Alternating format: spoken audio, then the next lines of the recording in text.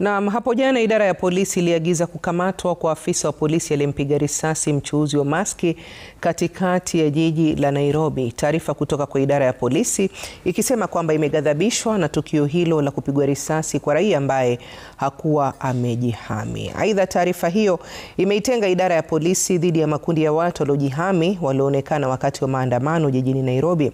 Na hii leo basi tunaarifiwa kwamba maafisa wawili wa polisi walionaswa kwenye kamera wakimpiga risasi ya mpira na kumwacha na majeraha mabaya muuzaji barakoa wanazuiliwa katika kituo cha Capitol Hill baada ya kukamatwa. Hivi sasa tunaungana moja kwa moja na mwanahabari wetu Gatete Njoroge ambaye yuko nje ya kituo hicho ili atufahamishe mengi. Gatete, kama unanipata, pengine anza kwa kutueleza tu maafisa hao wametambulika kwa majina gani na ni kipi ambacho kinafuatia kwa sasa?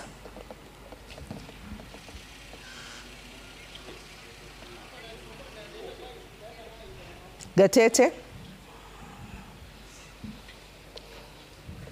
Evans.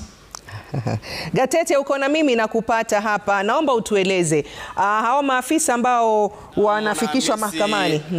Tunakuja moja kwa moja kutoka katika kituo cha polisi cha Capitol Hill ambao hapa ndipo maafisa wawili walionaswa kwenye kamera jana wakati wa maandamano katikati mwa jiji. Kile tumeweza kufahamu Mwanahamisi ni kwamba tumeweza kutambua ya kwamba maafisa wote wawili walionaswa kwenye kamera wakimdhulumu kabla ya mmoja kumpiga risasi ya mpira yule ambaye tumefahamishwa kwamba aliweza kujeruhiwa, naye ni Bwana Kariuki ambaye bado anaendelea kupokea matibabu katika hospitali ya Kenyatta. Tumeweza kufika hapa Mwanahamisi na tumeweza kufahamu kwamba maafisa hao wawili ambao wanatambuliwa, mmoja anatambulika kama Masinde Baraza na mwingine akitambulika kama Duncan Kiprono, waliweza kukamatwa hapo jana wakiwa ni maafisa wa polisi wanaohudumu katika kituo cha polisi cha Kileleshwa, na wakaweza kuhojiwa na maafisa wa upelelezi na wakafikishwa katika sesheni hii ya Capitol Hill ambapo wameendelea kuzuiliwa tangu jana jioni hadi sasa Mwanahamisi, tukitarajia kwamba mwendo wowote kutoka hivi sasa Mwanahamisi watakuwa wakifikishwa mahakamani.